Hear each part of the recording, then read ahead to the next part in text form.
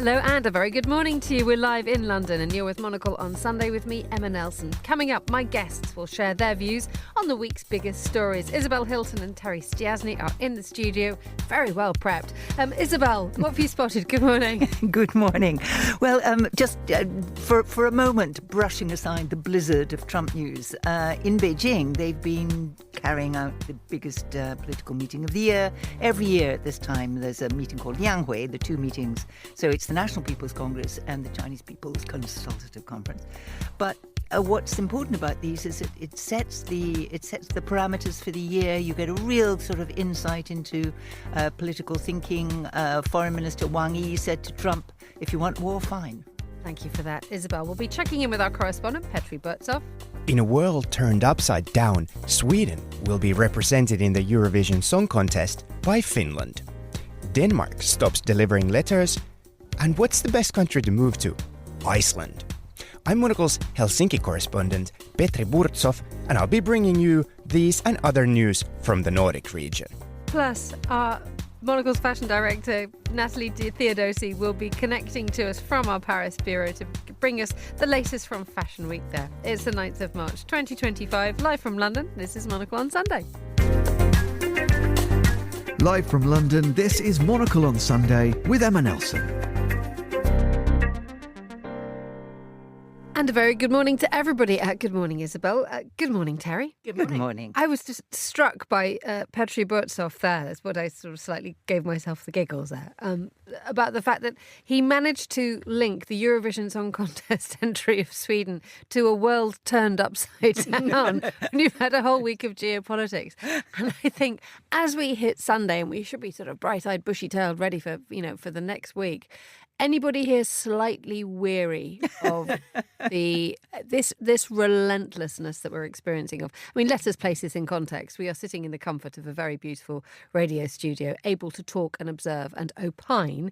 However, it's a big one, isn't it? Terry, I mean, when you came in, you said, well, we've done this before with Trump point 1, but Trump point 2 seems so different. It does. And I think, obviously, as you say, we're sitting in a nice, comfortable radio studio. We are not under fire somewhere in Ukraine where it would obviously seem a lot more different. But, so waking up to loads of breaking news alerts on your phone, which tends to be the way we see it at the moment, it just gives you a jolt every morning. And as I say, it's obviously nothing like, actually being in a war and actually really suffering the consequences of it. But it just constantly on that state of high alert that I feel we've all been in for about the last 10 years, really, of like, oh my goodness, what has happened now? What's happening next? We're just in such sort of turbulent times and it's really hard to see where it's going. And we'll come back to how the papers are covering it in a minute, because obviously they've had all week to think about what they're going to write about, yet they keep having to change their top line every 5 minutes.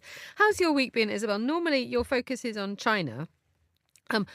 Just generally speaking, have you managed to have a nice week in any sense at all? Have good things happened? I think we're going to try and work out what was nice that happened to you this week. Well, one of the good things that happened was that I discovered that the squirrels hadn't eaten all my bulbs. So, some rather nice flowers came up. Excellent. So what have we squirrels got? tend to dig them up. Well, we kind of, hyacinths and daffodils. It's spring. Yep. So, beautiful sunny weather. That was the very nice thing.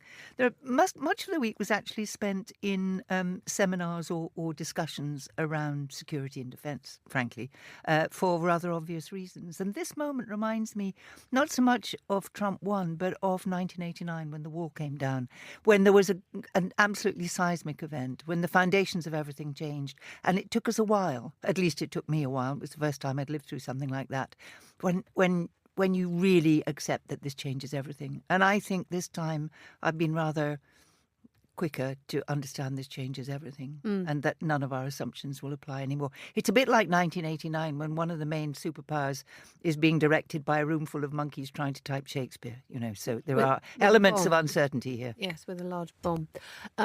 Terry, I mean, you just finished a book on sort of work in the Second World War, and there's this absolutely blistering editorial in Der Spiegel this week when you get sent that, when the editor sends out the letter saying this is what's in our newspaper this week, or this is what's in our magazine, and this is what's going on, and I have never seen anything just go straight to the heart of it so quickly.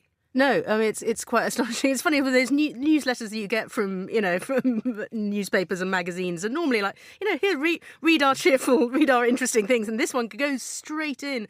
Donald Trump's mixture of narcissism and brutality that is often to be observed in despots. He is a pharaoh of our times.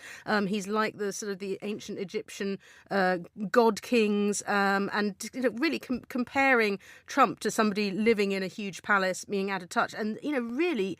But also pursuing his own goals and, just describing him in these kind of terms. A person who's this brutal would walk over bodies in order to achieve his goals. If they're so narcissistic, they put their personal goals above everything else, no matter what happens to other people and no matter what kind of damage it causes. That's my very sort of loose a translation of it. But and then it suddenly tries to turn a corner to, hopefully to get you to read the magazine rather than, think I am far too depressed. I think that's the difference. Isabel was saying 1989. Then we felt hope and we felt optimism, and you felt this is changing in a really good way. This, to me, it almost feels more like, I don't know, 5 years ago we were at the beginning of the pandemic or the financial crash or something where you go, I don't know where this is going, but I can't feel that this is going particularly well. So there's this brilliant word in which the editor of Der Spiegel, Dirk Kurbjeweit, has used, which is a mixture of narcissism and brutality,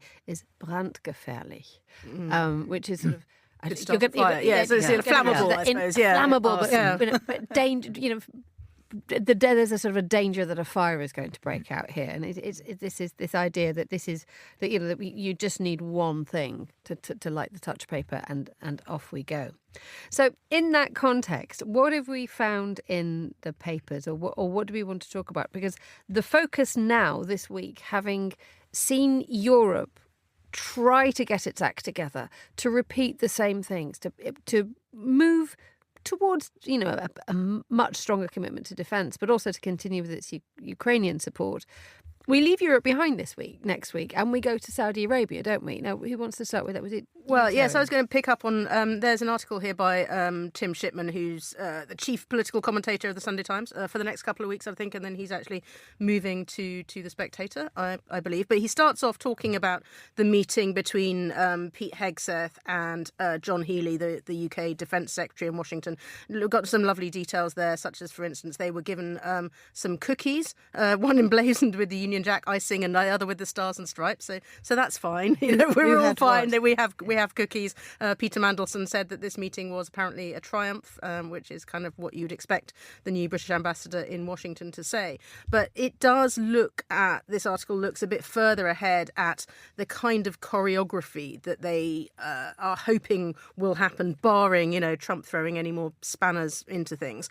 So there seem to be two kind of parallel processes. So there's a discussion about the US, Ukraine, possibly this meeting in Saudi Arabia on Tuesday. But at the same time, there is a kind of a parallel European track where you have got which is going on in Paris mostly. So you're going to have the British Chief of Defence Staff meeting key countries' military chiefs in Paris on Tuesday, a meeting of defence ministers in Paris on Wednesday. And this is presumably to try and actually make something concrete in terms of what Keir Starmer's been calling the coalition of the willing, and see, I think probably at this stage exactly how willing people are and exactly how much money, material, people they are possibly willing to commit. So I think, Britain has been playing this reasonably well, trying to say, we need to pursue these two things in parallel. So we need to have an international process, but we need to start thinking very seriously, and I think that's what the other European countries are agreeing about. What do we do if there is not NATO as we knew it? What do we do, without being able to rely on the US? And there is one official quoted here. It's like, we have looked at, with the military, having to look at what we can actually do on our own or with the French, a security source said, and it turns out that it's very little. And in the middle of this is the Saudi Arabians, that we have this hosting of this meeting on Tuesday when Zelensky and his team travelled to Saudi. An article in The Guardian from last week suggesting that actually Saudi appears to be the great peace broker at the moment. However, there are fears about its closeness to Russia, and also the fact that Donald Trump seems to be very, very keen to normalise relationships with Saudi. Well, this is part of the kind of mystery of what's on the chessboard. We actually, everyone has relationships. Everyone's looking over their shoulder thinking, are they a more reliable ally than the person who's knocking on my door? At the same time, and I'm talking of the Middle East, we've rather taken our eye off Gaza and what's going on there, and the new pressure that Trump is applying to Iran. So again, wherever you look, you've got a region that is in flux with none of the actors behaving as you might expect them to.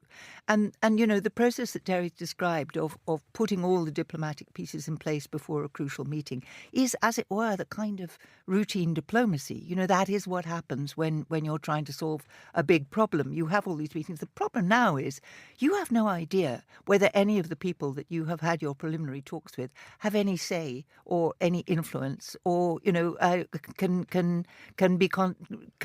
carry out what they might promise, and that makes traditional diplomacy extremely difficult. So you have, for example, that the Chinese have been trying for pretty much since the inauguration to identify people in Washington they can sensibly talk to, who might know what's going on, in order that they can have a much postponed call between Xi Jinping and Donald Trump. And they have failed because, there are plenty of people to talk to in Washington. But you have no idea whether they have any influence, and if they have influence now, will they have it tomorrow? Or will Donald Trump wake up in a bad mood and decide that they're out? So it does make them processes which keep the world reasonably stable and predictable. They're pretty much broken right now. Let's move to China, because one of the strange things about this is that the focus has been very much away from China this week, despite the fact that we have the tariffs coming in on Tuesday. Taken away, the tariffs that had been imposed on Canada, Mexico to the tune of 25%, then an additional 10% on China. And Trump rescinds his tariffs on the first two, on Canada and Mexico. The China tariffs postpones it. Apologies. Yes. Nothing is for long. No. But then we have China coming in, and it's kind of been quiet. I mean, we've covered it a little on Monocle Radio. Normally, it would be a huge, huge thing because of trade, because of business, because of just the future, sort of the oiling of the wheels of the way that the world does business. But the fact is, it's just slipped right down. It has. Focus is, and how cross has that made China? Well, they sort of got their revenge. Wang Yi's great speech at the two meetings didn't mention Donald Trump by name at all. I mean, it was, if we don't look at you, you don't exist. So he talked about turbulent times without actually pinpointing the cause. And China's response to the American moves has been pretty muted. It's got a sort of slight flash of stronger cards that it could play, but it hasn't played them yet. And I think the general interpretation is that, China is taking note. And it is saying, well, if this is what you want, we can do this too. But wouldn't you rather talk? So that's the position at present. Meanwhile, back in China, they're more concerned with getting the domestic economy going, with kind of what to do about tariff barriers elsewhere, because it's not just the United States that they're encountering some headwinds for their manufacturing sector. And, there are a lot of issues to deal with. They're trying to revive the rather bruised private sector after, you may remember, a couple of years ago, Xi Jinping had a real go at big figures in the private sector. And now it's all kind of love and sweetness and light again, because they need the private sector to try to stimulate the economy and to try to get domestic consumption back up and running. So those, as it were, the long-running routine problems that China has. And, the United States is on top. But I think that they view the behaviour of the United States as not without advantages for China, because it makes China look responsible and reliable. And they are making very nice noises in Europe saying, well, gosh, tough over the Atlantic, but we're still here, I mean, come and talk to us. How much of an overture is being made here by Beijing? Quite an overture. And there is, half an ear is cocked. Because if you look back a year ago, the European position on China was, it wasn't entirely aligned with the United States, but it was pretty tough. And now we can listen. Because there is that strange situation now whereby China is ordinarily seen as an adversary in so many ways. The trade connection with China and Europe is a very difficult and tricky one. Germany Germany finding it particularly complicated. But normally you would think that you would have a transatlantic alliance, wouldn't you? That you'd have the Chinese and, being the bogeyman for Europe and the bogeyman for America. That actually hasn't changed. However, the tone coming out of America has become such that will it mean that Europe will soften towards China? Or does Europe just have to say, hang on a minute, just because the noise is getting louder from Washington does not mean that we change our stance? Well, I guess Europe has to say, are we up for a kind of hostility on two fronts, which is what, in fact, they're facing. If you listen to the rhetoric coming out of Washington about the European Union, Trump said the other day, Europe was set up to screw America. Well, actually, no, it wasn't. So Europe is having to calibrate its responses. It was never true that Europe, or the European Union, perhaps I should say, saw China as only adversarial. It was always the tripartite, the three-word policy. And certainly Germany put a brake on the adversarial position because of its own economic interests. So there's room for discussion there. And it's certainly the Europeans, who after all have an active climate mitigation program, unlike the United States, need China for quite a lot of the technology, quite a lot of the shared commitment in the UNFCCC. So there are strands to European policy with China which have simply been destroyed in the United States. And indeed, just talking about the level of connection between China and Europe, a friend of mine was at the Mobile World Congress in Barcelona this week. Mm-hmm. And she was saying that there were, of the spaces there, and there were like giant hangars, more than half was being occupied by Chinese firms, enormous drones, technology that was being moved in to effectively occupy the space of AI and of effectively occupying the future of our daily technological needs. And in many ways, it is just being considered to be par for the course. I just think, well, in Britain, we've certainly seen there was a lot of concern, certainly under the previous government, about, how much power, how much influence does this give China in terms of technology? And there were a lot of people who were very concerned, particularly about big Chinese companies, getting sort of the infrastructure of security systems and technological systems. And they were really very wary about having that involvement because they believe that a lot of those companies are ultimately answerable to the Chinese government. And so they, were really quite worried about, how far should we allow that to go and how much should we allow these kinds of contracts and so forth. Those concerns are still there, actually. If you listen to what the security services are saying about Chinese technology, it's slightly different from the way the government seems to be approaching it now. But the other thing that people haven't been looking at, and as another aspect, you talk about China filling the space. The United States has been extremely neglectful of the United Nations in recent years. Now, you can pick all sorts of holes in the United Nations. One of the things the UN does is that it regulates technology. So the standards for new technologies are set in various committees of the United Nations, which the United States has pretty much abandoned. The result of that is that a lot of the global standards for technology are now attuned to Chinese technology. And that gives an enormous industrial advantage to China. So, it is completely mystifying the way the United States is abandoning spaces that it is going to need for its future prosperity and influence. Which leads us to sort of think about what's going to be happening in the next couple of weeks in terms of the way that Europe does pivot towards sort of being its own boss. And it's strange to think that we are now seeing a time when Europe is having to speed up. What have you noticed about this, Terry? Whether it can speed up. I think there's a couple of really interesting things. Firstly, obviously this week, Germany, they've very quickly organised a new government. Merz, is already sort of on the front foot, and certainly in terms of announcing that he's going to borrow more money, that he is going to increase German defence spending. He is really seeming to be doing this extremely quickly. And I think, because we've had a slight hiatus in Germany in particular, because you had the elections, so there's been a slight sense that Germany was not really at the table in the same way that perhaps the UK, France, Poland have been, and I think now we are going to see a shift in terms of that. And Germany suddenly deciding to spend more money, and we saw how quickly the markets reacted to that, and people saying, okay, this is kind of a different government. Scholz might have talked about the Zeitenwende, but this is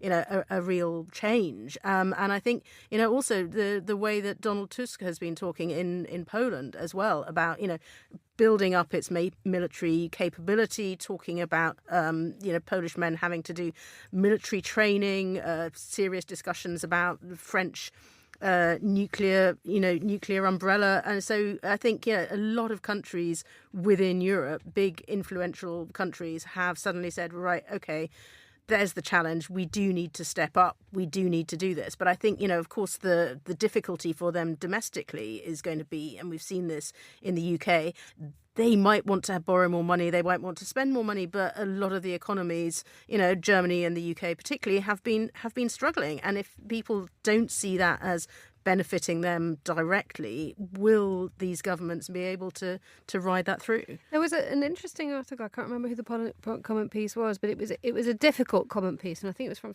quite a controversial character. But there were alarm bells rung with this fact that we now are pivoting so hard to defence, which arguably is something that people have been lacking in their commitment for a very, very long time. And now suddenly governments are realising that actually what they should have been doing is putting a bit more aside the whole time.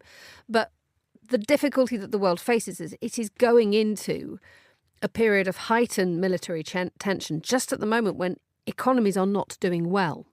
And so one wonders where the money is going to be taken from in order to bolster the defences. And someone was arguing that actually if you put all your money into defence, which is needed, we can't not do this now, you will find yourself not being able to use to put the money into other areas of society and the economy. So jobs may not be boosted, infrastructure may have to take a bit of a backseat, and then you might end up with bigger domestic problems further down the line. And it's this desperately tricky economic balance that governments need to strike. Well, I think that's absolutely right. And certainly, but although you might find that jobs are boosted, they're just in different industries. It might, be defence jobs rather than jobs in civil infrastructure. But I think that Germany is the kind of poster child for this. Germany lifted its restrictions on debt this week. And I have to say that for some time we have been lamenting a lack of leadership in Europe, and Merz has stepped up. Cometh the hour. He has absolutely radically changed the tone of the conversation both in Germany but also in Europe. And who, as others have commented, who would have thought we would be applauding the day Germany commits to rearmament? But we absolutely are. My worry about the defence spending is not so much the commitment to do it now, but what happens in a couple of years when we have very high defence budgets and actually no war, for example, in Britain or in Spain or in Italy. We talk about Europe as though it's one thing.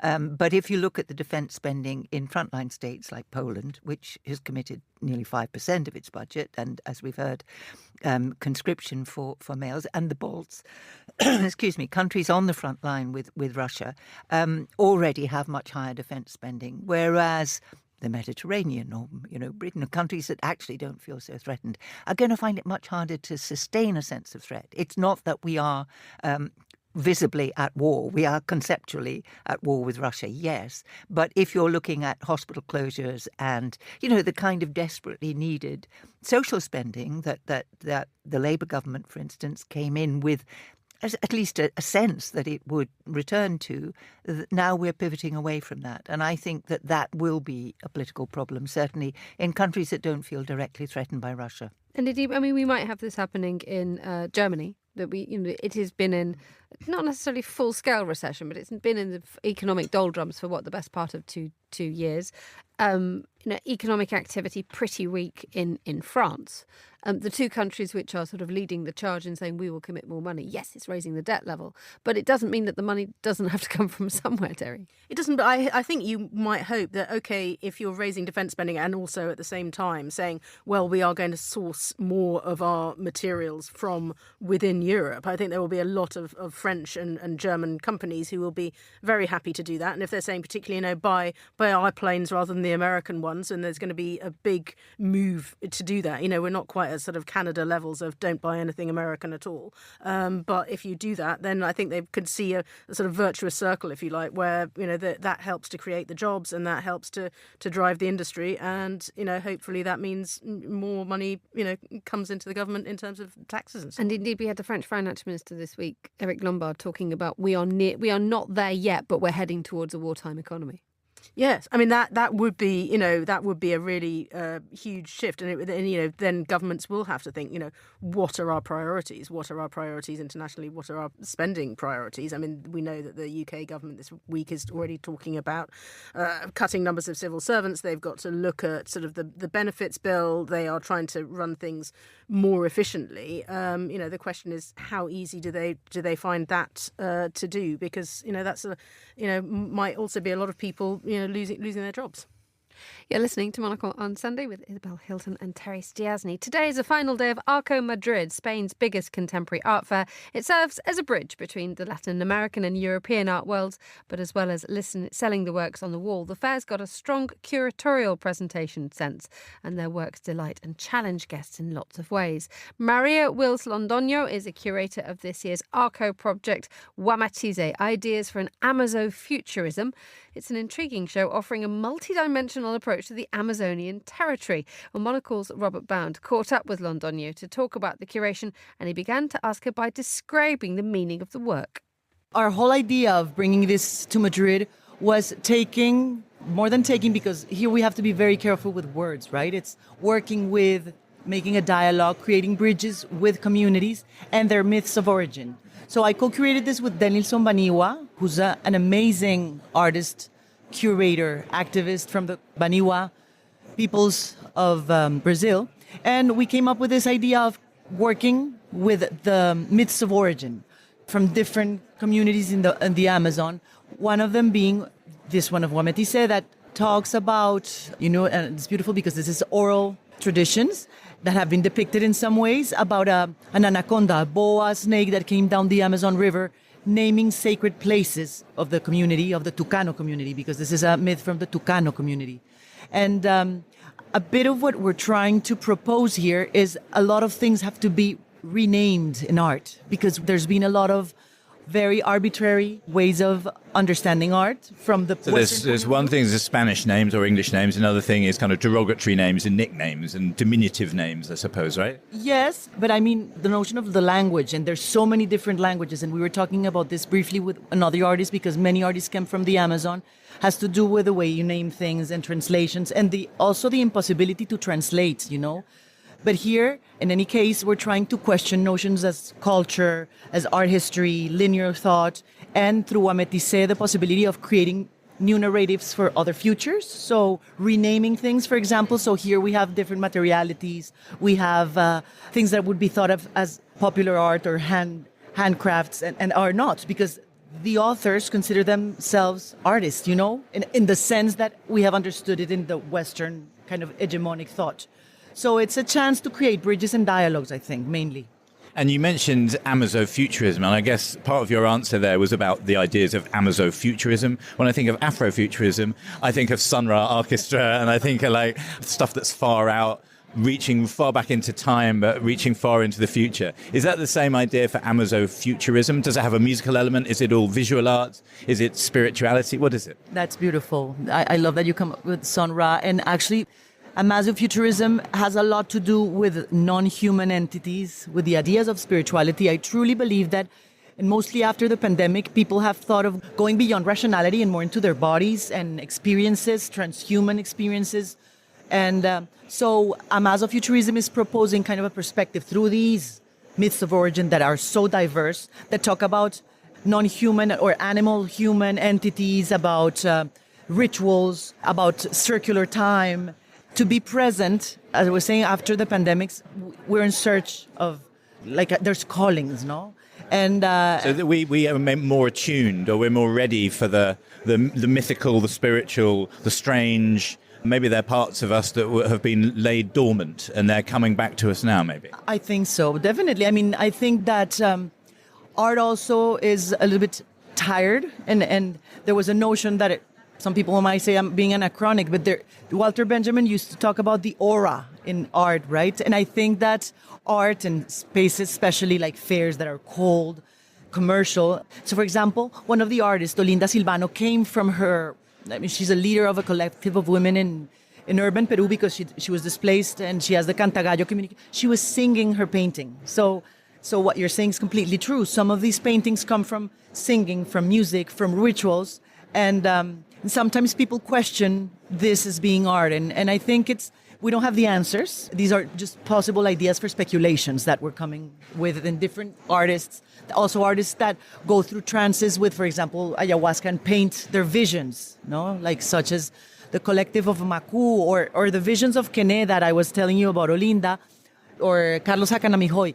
They come from different peoples, and what I've thought is it's better to talk about peoples of the Amazon instead of tribes or instead of notions that are really Western, but they have been depicting, like in the Western way, because some of them use canvases, but what goes on in like more an animist and non-traditional kind of visions, like vision is not only what you believe you see, but there's other ways of understanding what seeing is. That was Maria Willis Londoño at Arco Madrid in Spain. She was talking to Robert Bound. And when Rob comes back from Arco Madrid, there will be a very special edition of Monocle on Culture, encapsulating the whole of the fair. The time here in London is 9:32. You're with me, Emma Nelson, on Monocle on Sunday. In the studio, Isabel Hilton, founder of China Dialogue and visiting professor at King's College London's Lau Institute, and Terry Stiastny, author and political journalist. And on the line from Finland is Petri Burtsoff, Monocle's Helsinki correspondent, to bring us up to date with all things Nordic. A very good morning to you, Petri. Good morning from a rather sunny Helsinki, Emma. How lovely. What gives in Helsinki this morning apart from sunshine? Well, there's only one thing that every Finn and every Swede is talking about this morning, and that is, of course, Eurovision. And so last night was the final of Melodifestivalen, which is the Swedish... sort of a Swedish version of Sanremo, the music festival where they pick their Eurovision representative. And in a historic first... the song that won is actually by a Finnish band called Kai, and it's about bathing in a sauna. And nobody believed, because this band is like relatively unknown even in Finland, but they are, they sing in Swedish, and they figured, okay, we might as well try in Sweden, since we sort of speak Swedish and sing in Swedish. And they won with their rather hilarious sauna song, which I believe we can play a clip of right now. Oh yes, we can. Let's strap ourselves in, ladies and gentlemen, for this one. This is the Swedish winning entry for this year's Eurovision Song Contest, sung by Finnish men in suits.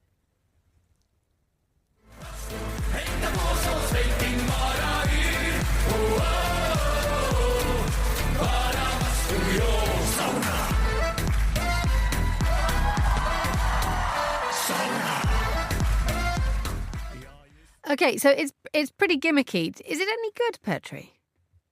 Well, I think it's actually, I'm of course completely partial, but I believe it's actually, I've been sort of humming along. Even my kids have been humming along to this song in the recent days. And it's, this is number one on Finnish Spotify. This is number one on Swedish Spotify. And I actually checked this morning. There's this sort of a booker website that sort of pulls together all the different sort of booking agencies and sort of what their favorite is for the Eurovision. And this is actually number one favorite by the bookies to win Eurovision as well. So I guess people like this song. Let's bring in our expert musical Eurovision jury, Isabel Hilton. Not watched the Eurovision Song Contest in how many decades? Quite a few. Excellent. Four or That's so. it. So perfectly poised to deliver the verdict on the finish. No, the Swedish entry. I'm doing it already, Petri. This is a mess. Exactly. Maybe it's lack of practice, but honestly, to me, most Eurovision entries sound rather like other Eurovision entries. They've all got kind of big band backing. They're very upbeat. They're very bouncy. I'm voting for Malta this year because Malta got censored. You can't say the word. I don't think we can play the Maltese entry ever. And I think it means song in Maltese. It doesn't mean that in English. Go and look it up, ladies and gentlemen, but make sure that there's no one of a sensitive disposition about that. It's unbelievable. Just bringing you in there, Terry. The shoulders were going for the sauna song. That's generally a sign of approval. I think, I mean, kind of as Isabel saying, any song that you vaguely think you'll hear in the background somewhere when you're on a beach in the summer or you're visiting, some city where people are going on stag nights and hen nights. It's got that kind of sound to it, which I think is, quite Eurovision.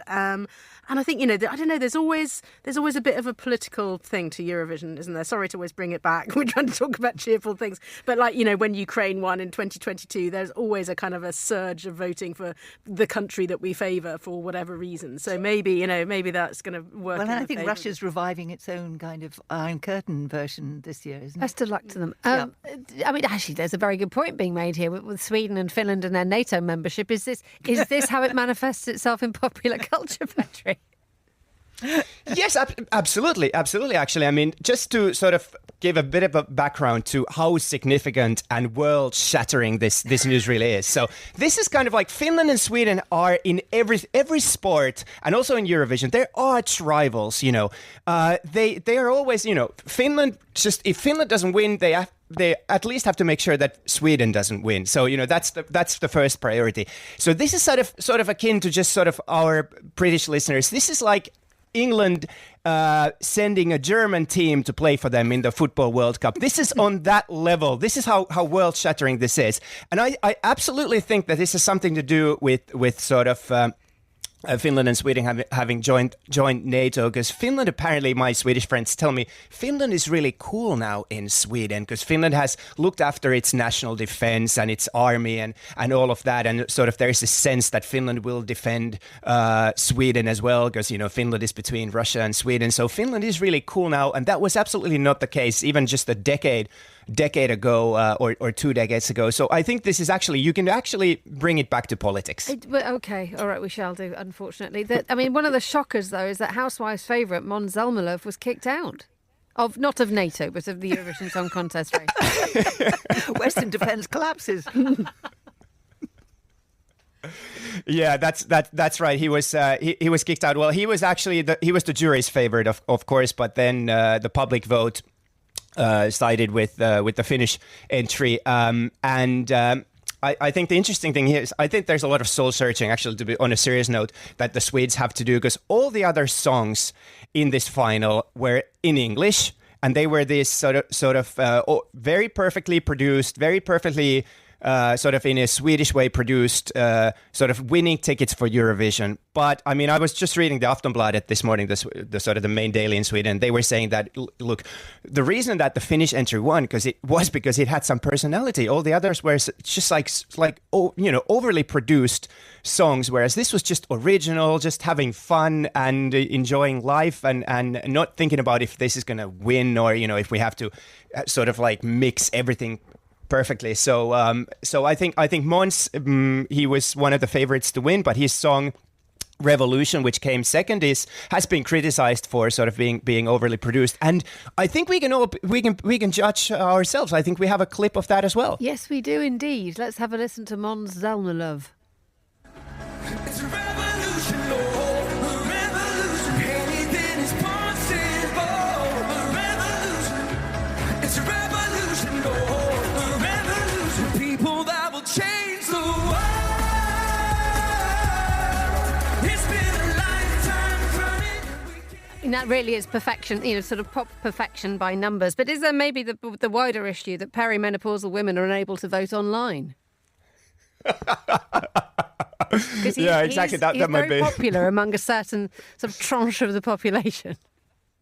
Yes, not only women, but I believe some men are quite into him. Yes, very popular in as many. well. Yes, among certain sort of social circles. And it is a bit of a shame, because does that mean that Måns Zelmerlöw now has to leave the stage? Because he's been a Swedish steady staple as part of the Eurovision Song Contest, not just winning the contest a few years ago, but every time Sweden has to sort of like wheel out a Eurovision figure, it's him. So now the fact that he's booted out, does this mean that Sweden is on the hunt for the next Måns?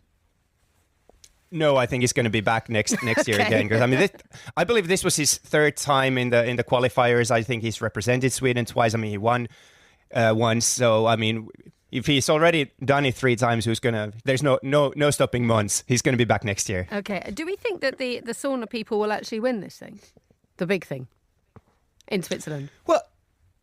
Well, I wouldn't be surprised, because if we look at some of the winners in recent years, it seems to be that like every couple of years there is this sort of a completely nuts sort of tongue-in-cheek entry that wins. I mean, we remember when Finland last won with the Hard Rock Hallelujah, this heavy metal sort of dinosaurs or monsters performing, and then every other year it's like a very serious ballad, usually from like France or Sweden, or a serious country, a country that takes Eurovision seriously. So who knows? Maybe this year is the year where they sort of try to have fun again, and actually fun entry wins the competition. Let's see. I'm keeping my fingers crossed, of course. Good man, we all are.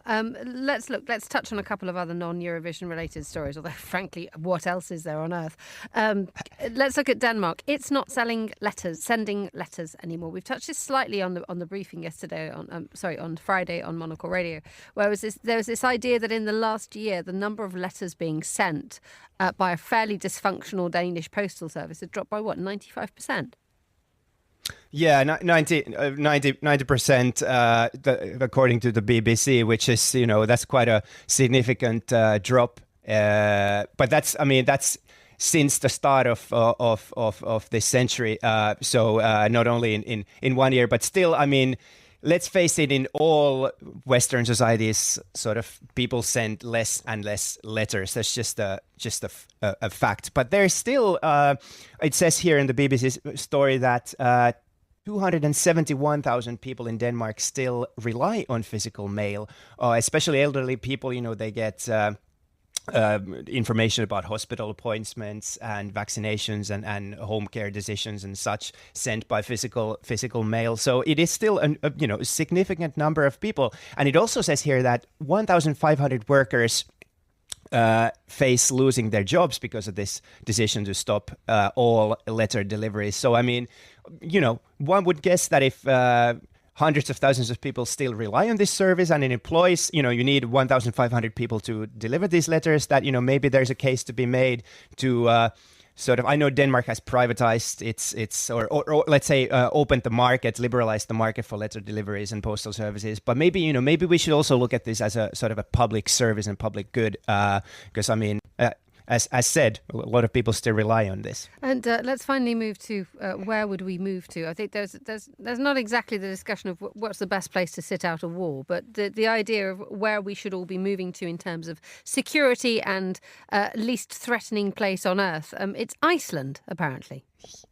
Yeah, it is actually. This is in Time Out, so they did a list of the world's best country to move to, and this is based on an actual study, sort of what they call it the immigration index. They look at things like public transport, connectivity, healthcare, employment, cost of living, happiness, but also the other sort of migrant community, how international it is. And Iceland came on top. Switzerland number 2, Luxembourg number 3, Norway number 4, number 5, United Arab Emirates. So that's rather surprising. And then in number 7, USA. So this must have been done pre-Trump, because I understand people are actually trying to escape the country now. But I don't know. What do you guys in the studio? What do you think about? Is Iceland, if you have to move move abroad, what would Iceland be your top pick? Where are we going to, Terry? I think I've never been to Iceland. I'd quite like to go sort of, briefly to visit. I'm not sure I would want to live there. I mean, what do I like about Iceland? I like the idea that they give people books. They give each other books on Christmas Eve and everyone reads books.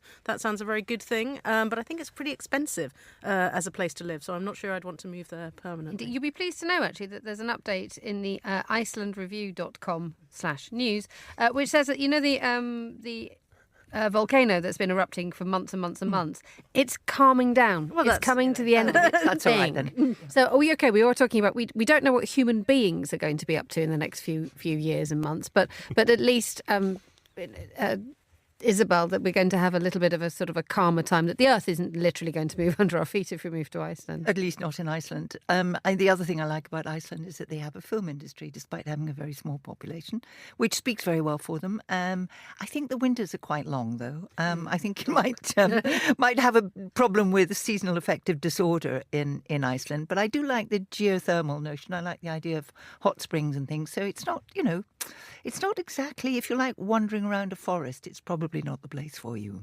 Thank you for that. Petri Burtsoff, thank you so much for joining us on the line from Helsinki. You're listening to Monocle on Sunday with me, Emma Nelson. Let us switch straight away to Paris. Paris Fashion Week is in full swing. Natalie Theodosi, our Monocle's fashion director, has been there for us. Natalie, a very good morning to you. How's Paris looking today? Good morning. Paris is looking great. The whole week has been clear skies and sunshine. So everyone has really been enjoying, I think, the last fashion week. Lovely spring in its step. And there have been some amazing shows this week. It feels as if there's a sort of return to elegance, to form, and to just houses knowing feeling sure of themselves again. Exactly. And I think it was the boost of confidence that the fashion industry as a whole needed, because, a few weeks ago on this show, we were speaking about having a period of transition, confusion, houses being in between creative directors, but now we've had some highly successful debuts, very strong shows, and like you say, return to elegance, a bit of decadence, so the mood is definitely up. This is great. So let's go through those, a couple of shows which have demonstrated this. I think we have to look straight away at Givenchy. Sarah Burton being given the sort of the hands of, placed at the helm of a fashion house which has always prided itself in elegance, but perhaps at the expense of being slightly dated, slightly living under Audrey Hepburn's shadow for a little too long. And yet Sarah Burton can come in and deliver the most beautiful show.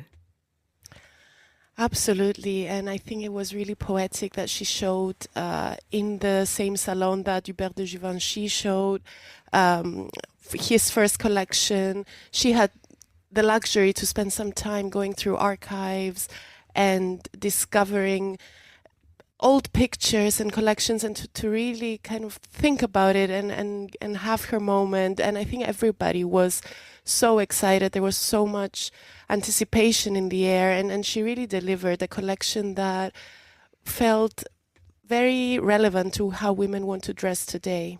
It's an interesting story of Sarah Burton's, isn't it? Because from the moment she was a fashion student in London, she was taken under Alexander McQueen's wing. And when she left in 2023, there was this question asked about not whether she was able, certainly, to break from the style, but how much of a shadow it would cast over her future designing.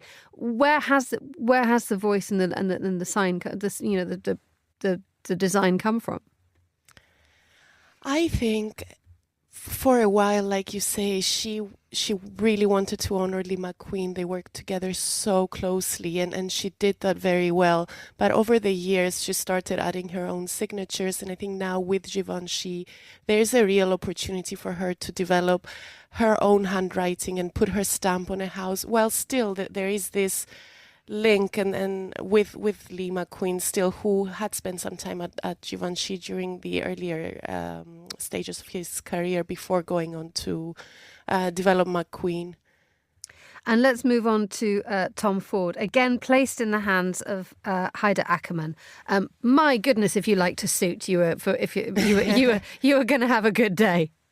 Absolutely. And I loved what Heider Ackerman had to say about sensuality, about how he translated Tom Ford's signatures, how he was kind of seduced by Tom Ford's designs himself. And I think these ideas, a little bit of seduction, fun, sensuality, are things that are needed on the catwalk. Tell us just a little bit more about, I mean, we're looking at Tom Ford and we're looking at Dries van Noten, two houses which have taken, who have new creative directors, and yet the men whose name sits above the shop were in the audience. I mean, what does that do in terms of setting a tone? I found it so heartwarming. Dries van Noten especially was one of my absolute highlights of the week. I thought that was one of the strongest debuts, and you could see Dries in the audience and then backstage really rooting for Julian Klausner, who replaced him. And I think it's testament to these designers to live on a high. I think he built an incredible business, and he decided that he wants to enjoy his life and close that chapter of his life. But he has empowered his team to be able to do it all on their own, to be creative without him on the helm. And I think that's the biggest sign of success. And the fact that they were there and they gave their sign of approval was, it made it all so much better. Let's move away from the catwalks and to the rest of Paris Fashion Week, to the showrooms. What is happening what has been happening, I should say, outside of the shows? It's quite interesting. I spent yesterday morning walking around the Marais, where a lot of the showrooms are, and going from door to door.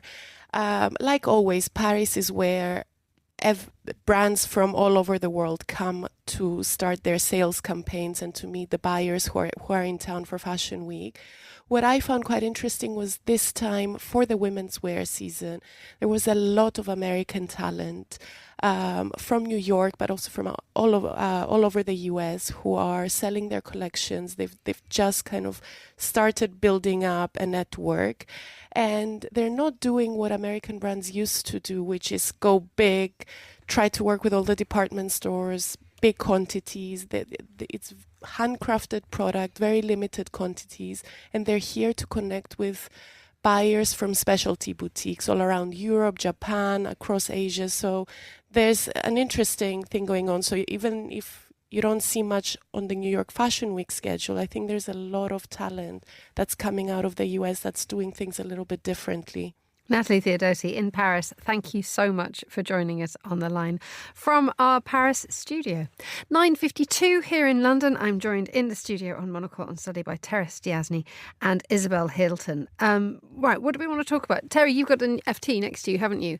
And it talks about people, well, college campuses, usually a very sort of juicy, interesting place to live, is now becoming the chosen destination for an older generation. Yeah, I think this is a really fascinating idea. So this is talking about places in North Carolina. There seem to be quite a few other universities in the US which are taking this up. And basically they're having retirement communities alongside university campuses. So they have older people moving in, not to student accommodation. You don't have to go and live in some sort of student dorm. They seem to be quite nice apartments or villas like next to the campus.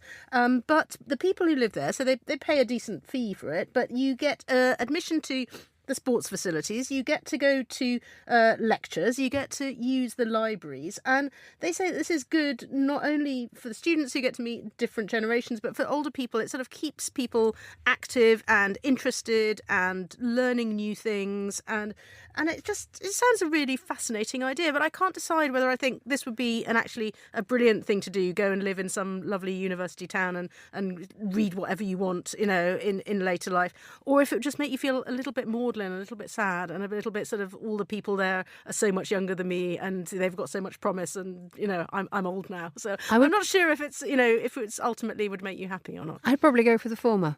I really would. I would suggest that the older you get, the more you need young people to stop you from growing old. How about you, Isabel? Yeah, I'm not, not against the idea.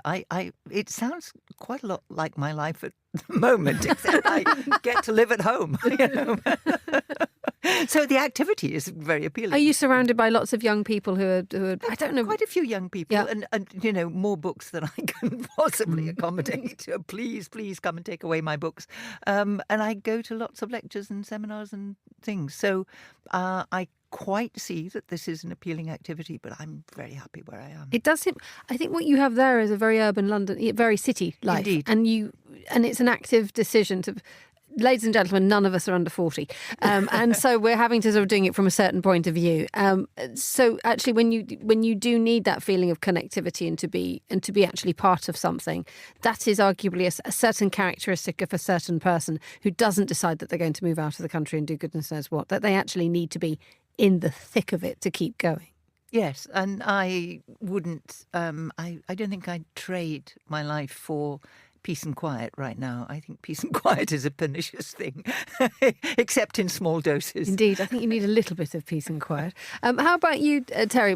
So, what's on the lecture list? Where are we going? What are we going to? What are we going to sit in? Is it sort of like, I don't know, philosophy, maths? Are we going to go into a lab? I think the question is, do you go back and study something that you've already studied, which in my case was like sort of the politics, philosophy, international relations, or would you just suddenly realise, oh my goodness, I am completely out of touch with all this? I've always been an engineer. That's what and start something new from scratch and go and learn about. I don't know. I've got this slight interest in sort of art history or something like that. I think it would be quite interesting, or just learn another language really, really well. I think maybe I'd go and sit in on like lectures in French or something, because I've always wanted. My French is reasonably good, but it's not proper kind of university level to be able to read proper things in it. So I think maybe that would be the thing that would challenge my brain. But maybe I have to go and sign up for the retirement community of the Sorbonne. Perhaps that would be the thing to do. It's not cheap. No. It's $55,000 just to get through the door. And then there's a monthly charge of $3,500 for a 418 square foot studio. This sounds to me like universities desperately trying to Well, mend their finances, and maybe these opportunities will open up as the overseas students dry up. Oh, you cynic. We've got a minute and a half to talk about something that's happened in a lab. Maybe we could have gone to the mouse experiment department.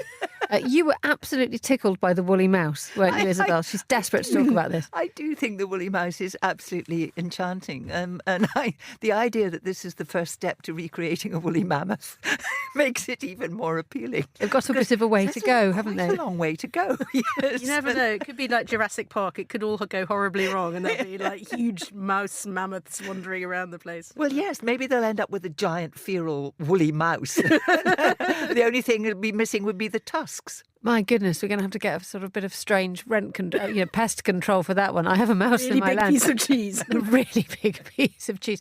It does, when they were doing this, one wonders whether they thought, we're going to have to make this really cute in order to bypass all the slightly complicated ethical issues that need to be approached with whether you resurrect a mammoth gene, inject it in a mouse and get something sort of like orange and fluffy. They had to sort of think of something a bit cute first. There was a bit of branding and a bit of image that involved. You're absolutely right. I mean, playing God doesn't really have on the whole, a good press. No. And this is definitely playing God. I'm also just wondering what animal wouldn't look better with a big sort of orange fluffy coat. I don't know. Nothing springs to mind at the moment. I think donkey would be great. Cat would be great. Anything else? Snake. Wonderful. It would a fluffy orange snake. It would do. It would transform the image, wouldn't it? Absolute wonders for it. How about you, Terry? Anything that you would like to see being made orange and fluffy? Orange and fluffy frog or something, but they'd probably get Orange way and fluffy down. It wouldn't be very aerodynamic, water dynamic, whatever the word. Oh, You'd have to learn to lick. Frogs lick. We're all going to have to go back to university now to try and work out how to create woolly frogs and snakes. That's all the time we have for today's programme. The warmest of thanks to all my guests, Isabel Hilton, Terry Stiastny, Natalie Theodosi and Petri Burtsoff. The programme was produced by Desiree Bandley and Mariella Bevan. Our studio engineer was Mariella Bevan. I'm Emma Nelson. Monocle on Sunday is back next week. Tyler's home from his travels. He'll be coming from Zurich. But until then, enjoy the rest of your weekend. Goodbye. Thanks for listening.